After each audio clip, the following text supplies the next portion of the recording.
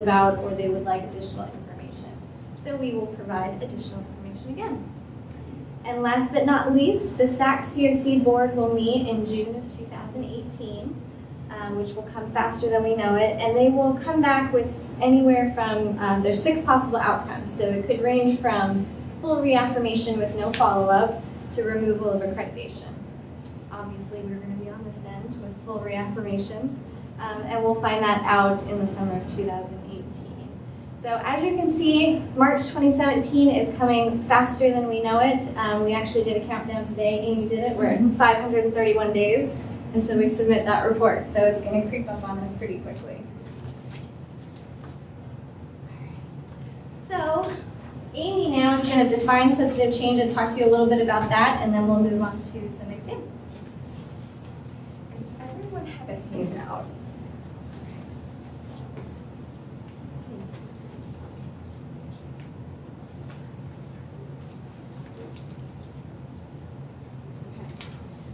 We're going to talk a little bit now about defining substantive change and determining what it is and how we need to report it. Okay? So substantive change is basically a significant modification or an expansion of the nature and scope of our accredited institution. So we're already accredited by SAC-COC. We just need to make sure that the quality of our programs going forward meet the same level of quality that we have now. And so this is all according to the policy statement on substantive change. So next, the most important thing up there is significant modification. So let's define what significant modification is and talk about the 6 ways that you can tell if that's what we need to look at. Okay, so the very first question is, how does this new program relate to previous programs that you already have at your institution? We know from going to workshops that there's the 25% rule. So in other words, if anything changes in your program by 25%, you should let IE know so that we can contact SAC-COC. So some of the things that could change by 25% is a need for new equipment, more financial resources in order to grow a program. So you can grow a program a little bit, or you can grow an entire program, which means a lot more financial resources. Next are new courses. Are you adding more than 25% of the courses that you're already teaching for a particular program? And then, of course, you're going to look at new faculty members. Once again, think about, do we need 25% or more of those folks? And then last, we do have the library and the learning resources that you need to look out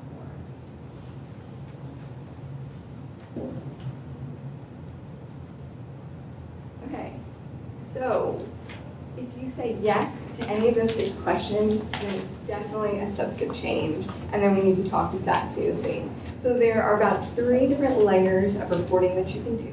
The very first one is if you need a type 1 report, which is notification and approval. Basically what needs to happen is prior to doing anything, you need to let SACs know. And with this big level type of reporting, do a prospectus or a modified prospectus. What that basically means in layman's terms is we have to send them hundreds of pages of documentation to show them how we are supporting this new program that is showing up on campus, how we're paying for it, what classes we're teaching, making sure that we have very highly qualified people to actually teach those classes. From there, the next one you're going to look at is notification prior to implementation. So with this one, it's not the hundreds of pages. It's just a letter of notification saying, hey, we're already doing this a little bit, and we just need you to know that we've hit the 25% mark in a few areas, so we've added that for our program. And then third, if you have to be closing a program, closing a branch, closing an entire institution, you have to have a plan for that. You have to let SAC-COC know. So one, you have to send them a letter to let them know, and then next you need a teach-out plan or a teach-out agreement to say, what are we going to do about this program that we're no longer going to support at our institution? Okay, so this is a lot of definition information, but I think it makes a lot more sense if you look at the handout. So let's look at a few things on the handout before we go forward. And the very first suggestion, let's look at the second row of an actual change. So this row is expanding a current degree level, significant departure from current programs. If you head over to the next column, that's a prospectus 1 type. So the prospectus, the type 1 here is either a prospectus or a modified prospectus is what we'll need to notify them. I forgot this one word. Sorry, guys. Okay. Oh, I was like, what? Next is you do need to let them know before you do anything, before you move forward. So that's a yes. And the time frame, it says 6 months on here, but Stormy did go to a workshop recently where they said that they are really far behind on everything. So the faster you let us know, the more lead time we can give them. Is how far behind did you say they were? They were quite far behind. This was in July, and they still had not addressed prospectuses they had received in February. Yeah. So as soon as you are aware of a change, let us know so that we can get that information out as quickly as possible so that nothing is delayed on our end. The next column over, you would need prior approval before you move forward with your program. And then last, the documentation type is prospectus. Okay, so let's look at another example. This one is halfway down in the middle of the page. It's the only one that has a number 2 in that second column right there. So if you're moving an off-campus instructional site, which is serving the same geographic location, for this you would do procedure 2, which is that letter of notification. You would need a prior notification. You need to do that before it's implemented, and you don't need prior approval in this case. And the documentation tells you that you need your letter of notification with new address and starting date. Okay, then the very last one we're going to look at, flip all the way to page number 5. And this is dealing with closing programs, institutions, or branch campuses. So once again, so if we're going to close an off-site campus, a branch campus, or institution, and we plan, you don't have page 5? We have Oh, it's 6 page through number 10. 10. It's 10, sorry guys. Okay, so that first row right there, so if we were planning to close something and we're planning to teach our students through the end of their program, this is a procedure 3. So 1, we send them a letter telling them that we're going to do this. We're going to let them know what our teach out plan is. We do need to let them know before we do anything. We have to do it immediately as far as the timeline goes, and we do need prior approval before we do anything. Okay, so you can see that there's 5 pages of different ways that you can do substantive change, ways that you report it. I know this is a lot, so if there's any changes going on in your program, just let IE know, and we can help evaluate with you, because that's what we do all day, every day. Okay, so heading on to the next slide. Okay, so why is this important? Basically, it's because it's the SACS principles of accreditation. We have to report anything that changes substantially in our programs. Because once again, we want to make sure that we have that same level of quality for education. We want to make sure that we actually have a plan going forward with those programs. So heading on to the next slide. So substantive change, what does this actually mean for you all? What do we need you all to do on the ground level? So we really want to hear from you all. If there are any additions or modifications in your area, send us an email and we can work with you, because this is actually going to be a team effort. We'll probably take up the reins, we'll lead the way, but we'll need your help to get the documentation, to write everything, make sure that everything is correct. And at this point, I want to have an odd little aside, if you all bear with me on this one. Okay, so does everyone know what the bystander effect is?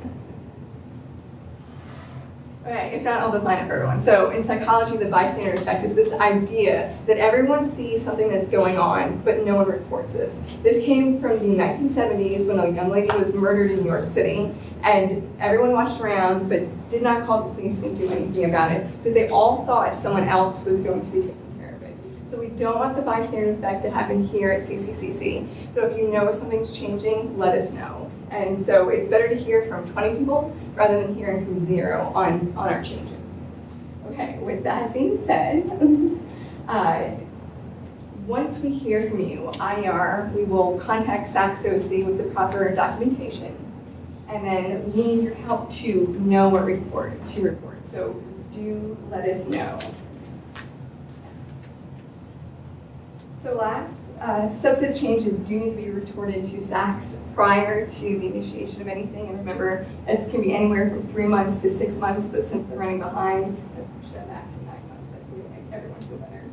And then last, and probably the most important thing, is with SAC COC, we send them this documentation. Because we really need a letter back from them saying, yes, you're approved to do this. So we can send it to the Department of Education so they can ensure that we get financial aid for our students. Because if we are not helping them meet their goals, I mean, why are we here? Why are we at CCCC? So this financial aid portion is very, very important. Okay. And remember, we do want to hear from you. Thanks, Cheers. Okay, so I don't know about you, but when I learn definitions and I try to understand something, I'm a very applicable person. I do not fully understand things until I have examples and can really apply it. So we want to talk a little bit about some of the common types of sub-changes that you might see. So a substantial change in a program could be altering significantly the length of a program by 25% or more. So 25% is kind of the line in the sand that we've drawn. SAC-COC does not necessarily define it in all cases. However, they won't put it in writing, but they guide us toward that 25% rule. So anytime you see something changing more than that 25%, as Amy mentioned, would be considered a substantive change. So if you're talking about the length, that could be shortening it by 25%, or that could be making it longer. So think about perhaps an associate degree that goes from 60 credits and increases. I don't know what the max is that we're allowed, but the length of a program could potentially be it. The addition of new courses or programs that are significantly different from current courses and programs that we already offer. So an example of this could be, say CCCC wanted to introduce an Associate of Engineering degree. We currently have the Associate of Science degree, so how different is it? At that point, we may need to evaluate how different the program is from our existing Associate in Science. So looking at the courses, the content, whether we're introducing new faculty, new courses, that type of thing.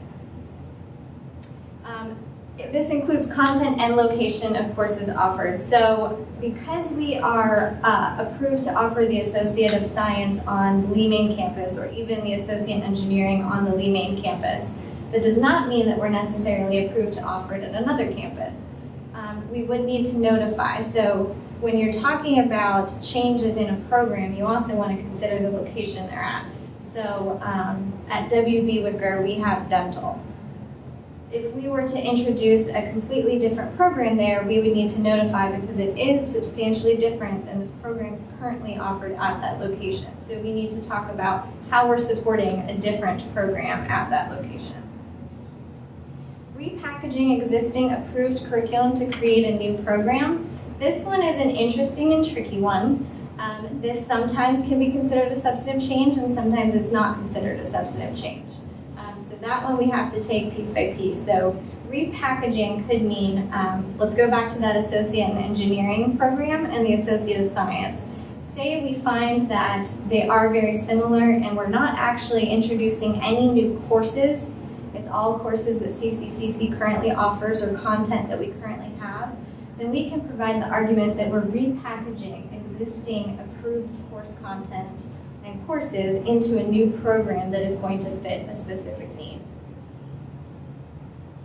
Establishing an instructional site apart from the main campus, such as a branch campus geographically apart from the main campus, where at least 50% of a credential is offered. So when we're talking about locations, that 25% rule and that 50% rule is kind of a hard and fast rule. When we hit a 25% point, we notify SACs that we offer up to 25% of a credential. When we hit a 50%, we need to notify via a prospectus. So that's a much more in-depth documentation that we provide to show that we are maintaining our standards at that site for the program. We've got the library resources, the student services necessary, the faculty to teach it, etc. Initiating an off-campus or at least 25%, like I said, that is primarily just going to be a notification. So that 25% rule is not a line in the sand. That's a hard and fast rule that we have to follow.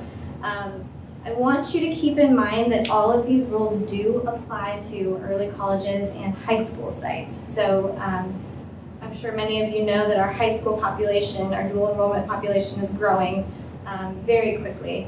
So we are at the point with a couple of them where we're now hitting that 50% mark. So we're in the process of creating a modified prospectus that we can send to SACS prior to implementing those programs at 50% or more at those sites.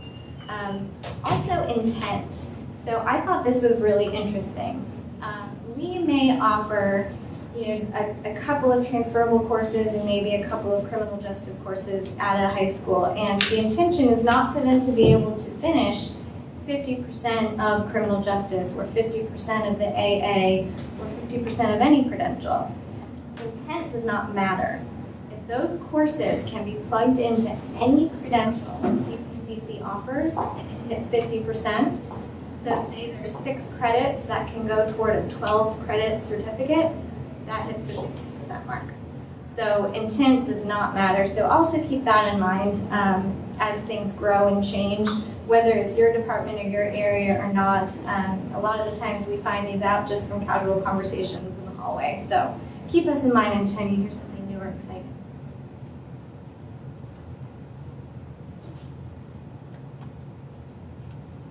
Relocating an already approved off-campus instructional site in serving the same geographic area, we would still want to do a notification. So say something happened to the main campus and we need to move it just down the street for a short amount of time. That's something that we would want to report to SACS.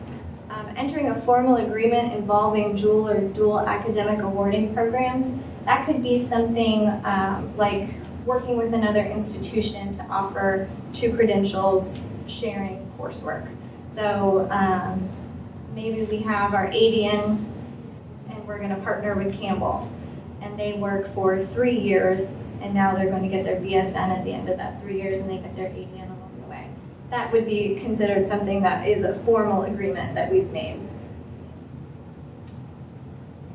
But not transfer agreements, right? Not articulation agreements. Thank you. Ah, you're tricky. It's later on. Articulation agreements do not have to be reported because that is an agreement with an institution that they are accepting credits from us into a specific program. So that is not a joint instruction or program that we are involved in. Good question. Very good. But what if our faculty teach their courses? Do we inform SACS that we have faculty there teaching higher level? Not unless we're sharing that credit, not unless our students are sharing the credit with those Gotcha. institutions. So some examples of substantive changes. CCCC will offer 1 class, 6 credits of an existing certificate at a local high school where we do not currently offer any other programs. Any guesses as to whether this is a sub-change, which hint it probably is, or any guess on what type of notification we would make? It's not 50%, right? Mm-hmm. It's not. No. Okay. Yes. Mhm. Great. So this would be a letter of notification because the student can earn that 25%, but it has not hit that 50%. We don't have to do a modified prospectus, but we do need to notify them. We will want to keep an eye out on something like this because it's really easy for us to hit that threshold of the 50%. And at that point, we do need to put in a prospectus. Next example. CCCC will offer 9 credits of an existing certificate at a local high school where we do not currently offer any other programs. The proposed high school site will become the 4th site to offer this program. Sub-change or not sub-change? Yes. What kind of sub-change? What type of notification? Yeah. Because it was a location. You guys are awesome. This is a modified prospectus. So the reason it's not a full prospectus is because it's an already approved credential and it is the 4th site. So we haven't yet mentioned that in this presentation, but once we are approved at 3 locations to offer an approved program, for the fourth site, we don't have to do the full prospectus, we do the modified prospectus, which is a little bit smaller since we've already demonstrated that we have been able to implement the program at several sites. Third example, in the fall, the Laser and Photonics Technology AAS will be offered at the Siler City Center in addition to its Lillington location. What type of notification might Didn't you just answer them? In your explanation, would be a full. Probably. It would be the whole perspective, The whole because whole you're, perspective. It's Yeah. a side to side.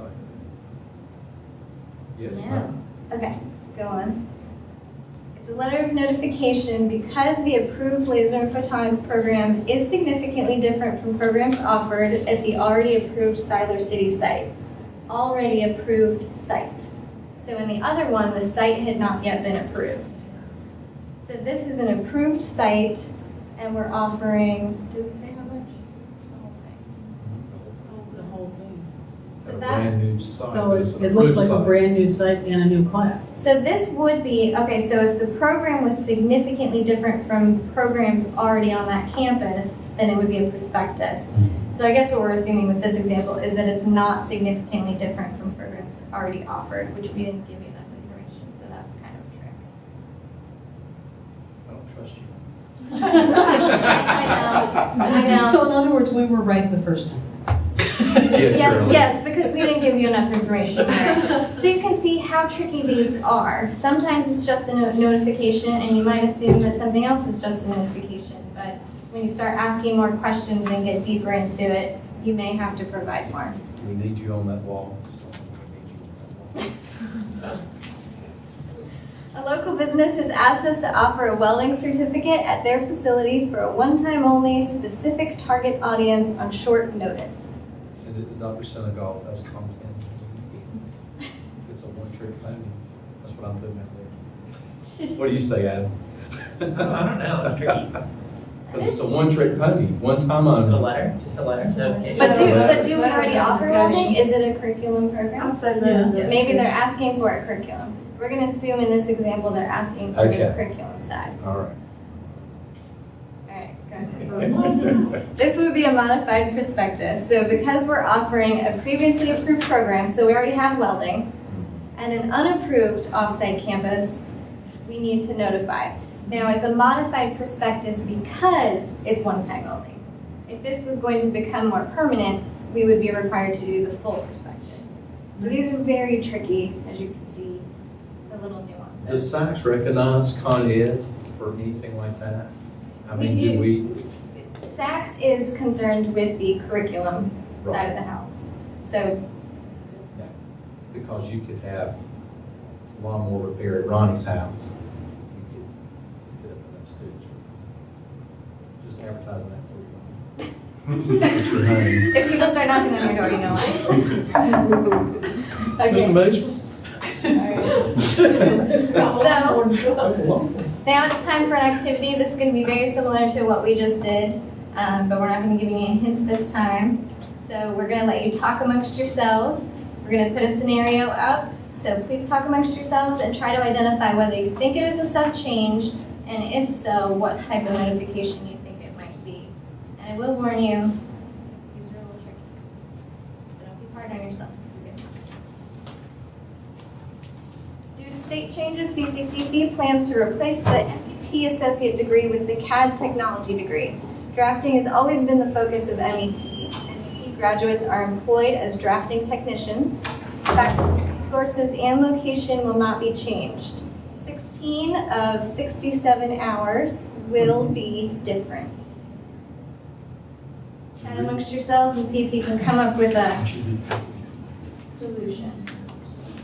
Yeah, it's repackaging. It's repackaging, It's but you're repackaging. really coming close to I the thought it was 25% mark.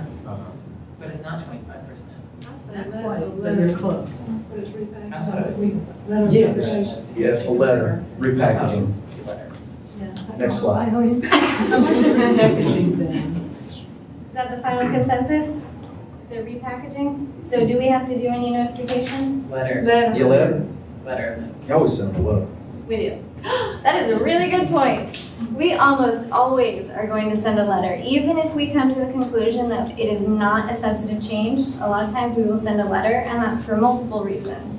One reason is if SACS comes back and says, well, we see that you've changed this, or you've added this, or done away with this, why didn't you notify us? We can say, well, we did. We outlined why we believed it was not a substantive change. So we've got that documentation. Another huge one is, Amy mentioned the Department of Education. In order for our students to receive financial aid, it has to be an approved program from the DOE. In order to become an approved program from the DOE, they need a letter from SACS that it's an approved program that SACS COC has recognized. So we send that approval letter to financial aid, they send it to Department of Ed, and then we have removed all boundaries for our students so that they can receive financial aid for that program they're interested in. As for this one, because it is a repackaging of existing approved curriculum, no additional resources are needed and it's less than 25%. This is not a significant departure from the program. However, because of DOE purposes and the other one I mentioned, we will still send a letter of notification for that documentation piece. Next example, broadcasting production. AAS and diploma will begin offering a new certificate. The courses for the certificate will be taken from the approved curriculum. Talk amongst yourselves. Anything to say?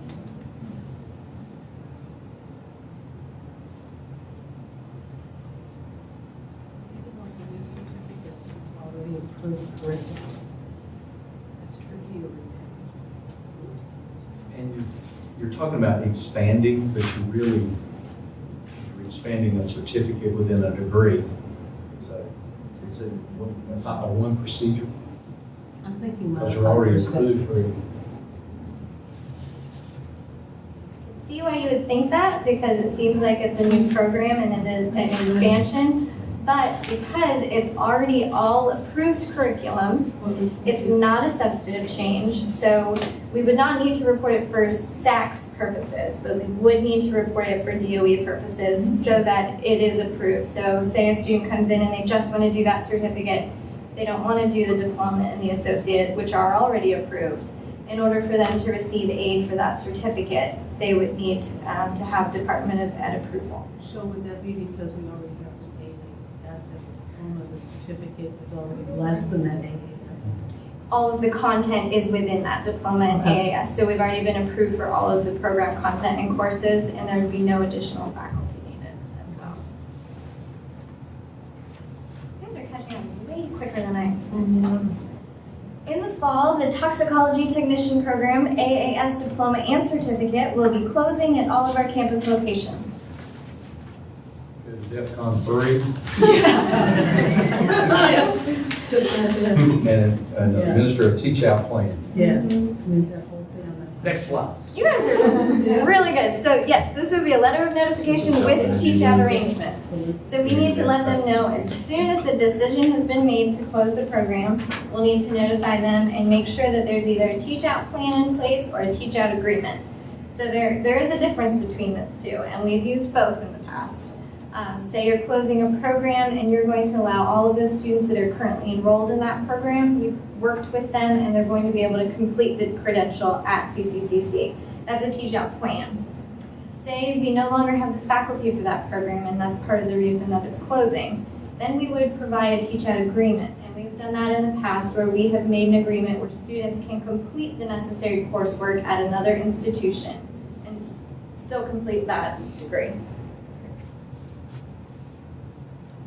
Next one, CCCC plans to reconfigure existing courses in 2 approved programs to create a new degree. 2 courses of the program will be new. This may or may not be true. We know there's a letter involved, Yeah, there's always a letter involved. and you're less than 25%. So, shouldn't be more than But you do need to send something to Raleigh to get those 2 courses approved. That's true, but that's not sexy. no, that would just be. Yeah, but we won't be able to teach courses we don't. That's true.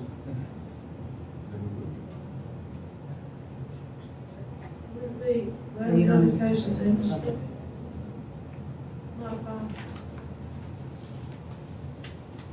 All right, That's hairs on the it back, could be, sweetie.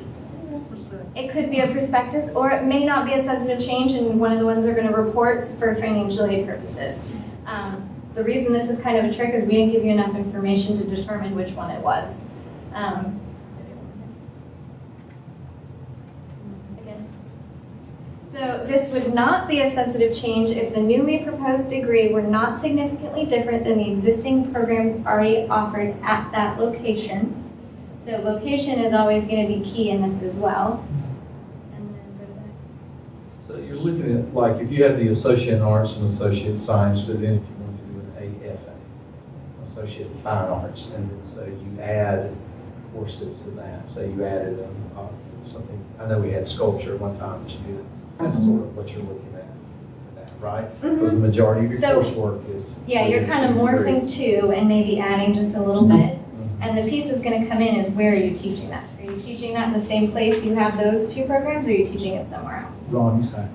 Ronnie's house? Ronnie's house? Ronnie's house would be a prospectus. Ronnie's building sculpture. And lawnmower repair. You Renaissance man, you, Ron. Okay, next one.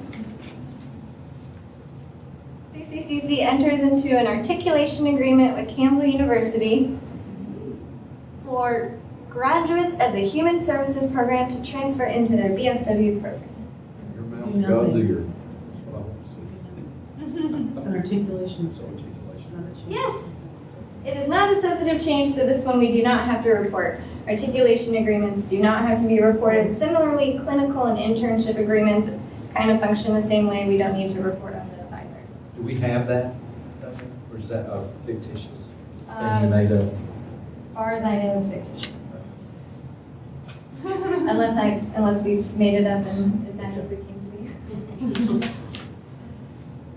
All right, so I think we've kind of demonstrated that these are very tricky, and as much as we want you to understand as much as you can what a substantive change looks like and all the little nuances of SAC-COC, we recognize that every situation is a little bit different, and one may be very different from another based on location or courses at that specific site. So we encourage you to always come to us if you think, hey, maybe this might be something we need to let them know about. Please err on the side of caution and ask us.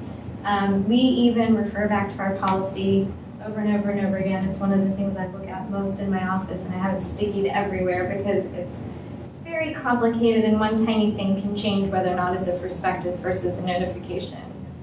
And again, I want to emphasize the timing piece of it is huge.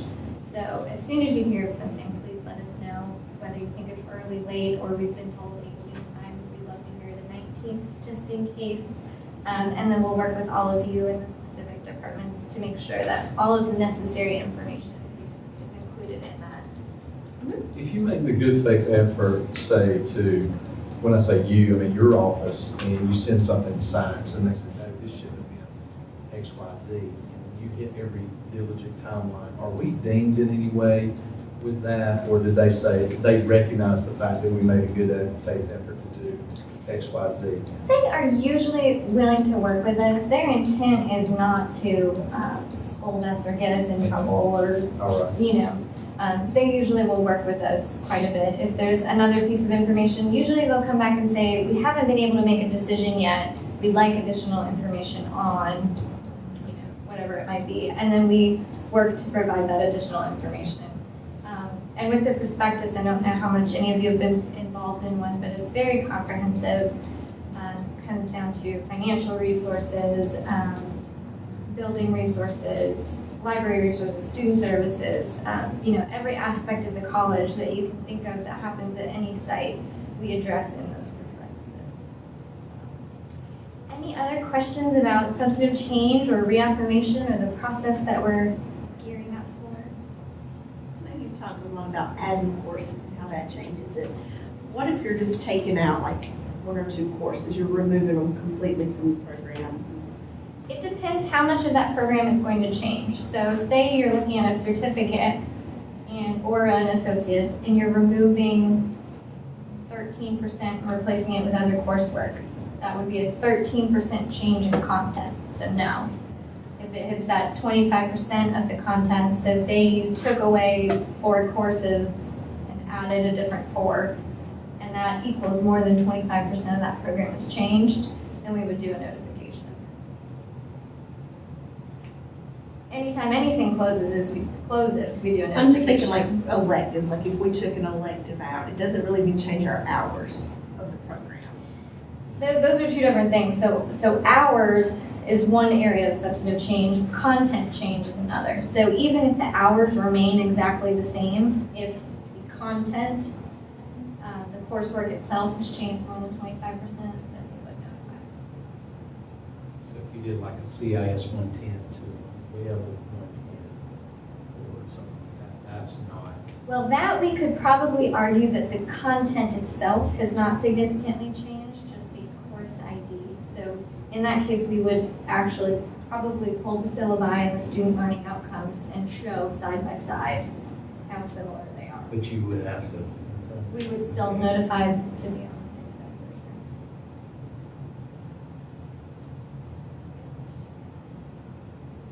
Story, how important is recording and compliance assist to help with the notification to SACs? I'm glad you asked. Compliance Assist is huge. It really helps us kind of keep track of where different programs and service areas are, things that are changing in their areas. There has been times where we have reviewed Compliance Assist pages and found, kind of by accident, that there is a substantive change either happening or did happen. So we've had to go back and report to clean things up, or we find out about something and we can contact the department. So your Compliance Assist pages are huge for several reasons. Also, institutional effectiveness. There's several standards with SACs and policies that require us to constantly assess our services and our instructional programs, see where we're currently at, and then close the loop. So use that assessment to work forward and make changes and improvements moving forward. You hear us talk about continuous improvement all the time, which I know is a part of the culture at CCCC, but it's also something that SACS really drives us to do and wants us to do. So those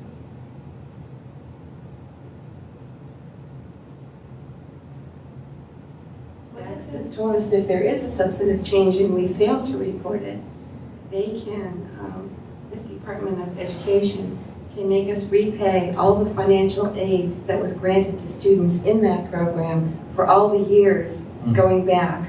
So some colleges have had to repay hundreds of thousands of dollars of financial aid because they did not report the substantive changes. That's in addition to being put on warning or on probation by SACS. That's a really good point. At the Institute this summer, they talked about an institution who failed to report a new site. So any student that attended that site and took courses at that site, they had to repay any financial aid that that student received. All the Pell Grants. And that's put schools under. I mean, And when a school's placed on probation, it's not just the program that's on probation, or can there be a case where just the program is school-wide? It's school-wide. there are program accreditations, and in that case, it would be the program, but with SAC-COC, that's accrediting the institution as a whole. And then anyone that graduates while we're on probation, what happens with them? Are they, is it? As long as we're still reaffirmed, they're fine. Yeah. Okay. So probation is just usually we have to report more frequently, and they're going to follow up with us a lot more closely, but we are still accredited by SAC-COC. Okay. The only time it would affect our graduates is if we lost accreditation, if we were removed from membership. It's a public sanction. In fact, 10 years ago, our college was publicly sanctioned by For SACS substantive change. for this very reason. We had not notified for new sites and new programs. So we've got a new site opening at Dunn, and I presume barbering will move to Dunn, and we've reported that, Yes, sir. and the culinary. Yes, sir. Good. Thank you for checking. Thank you for checking. I get involved in relocation, so that's, Yes, which I'm really glad you're here, because I'm sure you hear about things a lot quicker than we do. yeah, well, not always. You would be surprised at the number of these changes that we hear about in the workroom or in the lunchroom in the science building, or just at really a water cooler talk. And that's just really too Too late. Too late. well, it could be too late, but it's too tenuous, and we need to be more proactive. So the bottom line is really, if you see it's complicated, just call, and we'll figure it out with you. So you don't have to try and figure it out. If there's any kind of change you have a question about, like Amy said, don't assume everybody else is notifying, just let us know. Sarah, you have a question? So does this just apply to like programs of study or departments? So my very specific example is ACA is 3 months. If we were to remove one of them. That would not be a substantive change unless it affects substantially the program that ACA falls into. So if it's all of them. right. So if it's a smaller program with less credits, that could potentially affect. So some things we've seen recently is CIS coming out of programs, ACA being added or taken away. All of those definitely contribute. So when those things happen, absolutely let us know so that we can check on it and see how much of an impact it has. And substantive changes can also be outside of programs themselves. So that's usually going to be something like a site, adding a site, or a contractual agreement with another institution. Bigger changes like that, a change in mission, a significant change in mission, not a wording change, but a significant change in the mission. So there are other substantive changes that can happen. So anything big or major, or even you're not sure if it's major, definitely let us know. We focus more on the program level because those are the most common that we deal with. We report on a lot of substantive changes every year. So Programs and sites usually. Okay, the site thing, that raises a thing. Say, for example, we teach a PD class, we teach golf at Sanford Golf Course. I mean, that is a different site. We're not a college site, but that's the only place you can teach that particular course. Is that considered a site change or anything of that nature because the course is not taking place at the lead campus? we offer less than 25% of any credential at that site. If it hit 25%, then yes. So if we want to do golf course management. And there is a certificate, Oh. yeah. So, It just makes you more hyper aware that you are, wait a minute, I'm away from the campus. A perfect example of that is with the high school. So in the past, we've offered a couple of CJ courses at Jordan Matthews and Triton, but we've only had the associate level for criminal justice. We are going to be offering, just recently, it was approved in curriculum committee meeting minutes, that there will be certificates in criminal justice. So the fact that we've added a certificate under it may not necessarily be considered a substantive change. We still would report it for financial aid purposes, but because it is now pushing the high school levels past that 50%, it's now a modified prospectus. So it's really easy to miss little changes like that, where you've been offering the same courses somewhere for a really long time, so why would you think to report it? Anytime new curriculum is involved or new certificates, diplomas are added. Yeah, I mean, I'm sure. Which new early The college? middle college Chatham. and Sage? Yeah, the Sage thing. Yeah.